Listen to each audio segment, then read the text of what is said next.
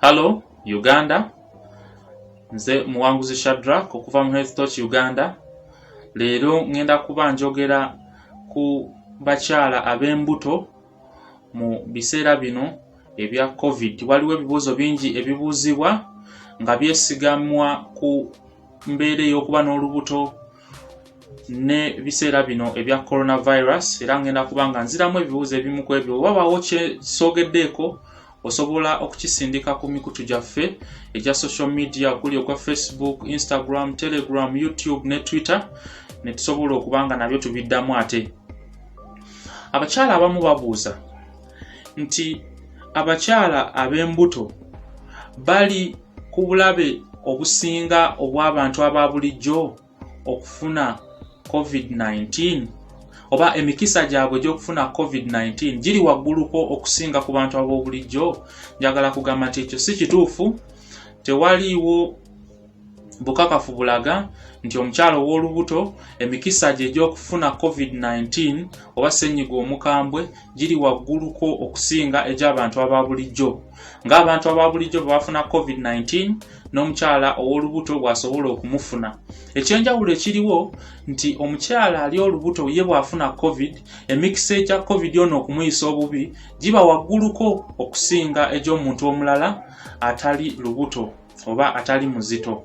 Ate omukyala kasitaba nga ali lubuto ng'alinamu n'obulwadde obulala okugeza obulwadde bwa pressure ya waggulu, sukaali, biyinza okumuleetera n'okuyisibwa obubi okusinga singa abanga afunye obulwadde bwa COVID. Kyova olaba kya mugaso omukyala ono okukola nga bwe kisoboka okwewala obulwadde bwa COVID, n'abantu abamwetoolodde okukola ekisaana okulaba nti tebamusiiga bulwadde bwa COVID. Ekibuuzo ekirala, waliwo abagamba nti nina olubuto, nyinza ntya okwewala okufuna obulwadde bwa COVID? Nga abantu abalala bwe beewala COVID, naawe bw'olina okumwewala, nga weewala ebifo by'olukale, nga oteekawo ebbanga lye tuyita social distance. Bw'obeera ng'oli mu kifo ky'olukale oba ng'oli awali abantu, fuba okulaba ng'oyambadde masiki yo bulungi, fuba okulaba ng'onaaba engalo buli kaseera nga bwe kyetaagisa, ng'okozesa sabbuuni n'amazzi oba ne sanitizer, osobole okwewala COVID-19. Abantu abalala babuuza nti omukyala ali olubuto asobola okusiiga omwana we ali mu lubuto obulwadde bwa COVID singa maama abeera nga amufunye?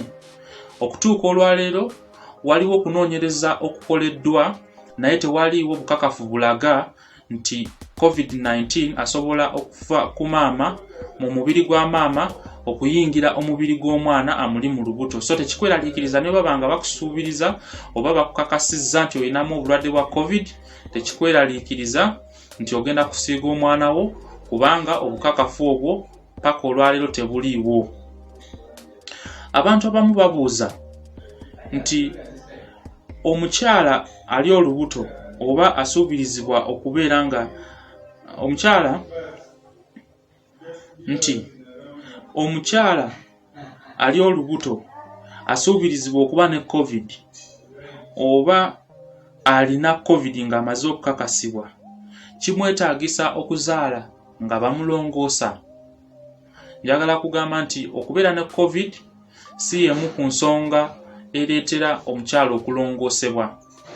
Tukulongoosa nga waliwo ensonga endala, era nga bulijjo bwe tulongoosa olw'ensonga ezo zibaddengawo nga wadde COVID tannajja.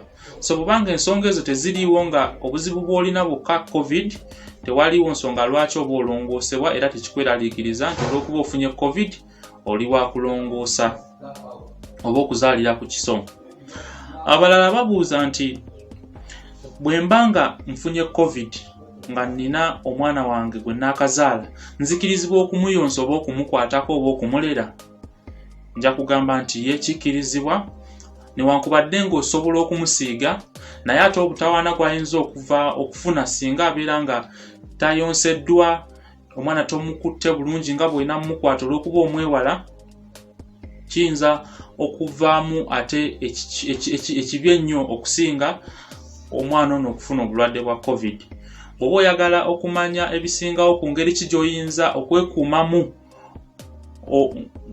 obutasiiga mwana bulwadde bwa COVID ng'obulina ate ng'oli mu kuyonsa, ojja kunoonya video yaffemu gye twakola ku YouTube oba ku Facebook page yaffe erina omutwe ogugamba nti okuyonsa mu bulwadde bwa COVID. Ate olabe biki by'oyinza okukola singa obeera ng'ofunye obulwadde bwa COVID ng'oli mu kuyonsa. Naye ekyenjagala okugamba wano kiri nti okkirizibwa era kyamagezi kya mugaso okugenda maaso n'okuyonsa n'okusitula omwana n'okusitula naye mu kisenge kye kimu newankubadde ng'oba osangiddwamu obulwadde bwa COVID. Muwanguzi Shadrack, Health Touch Uganda, follow the light.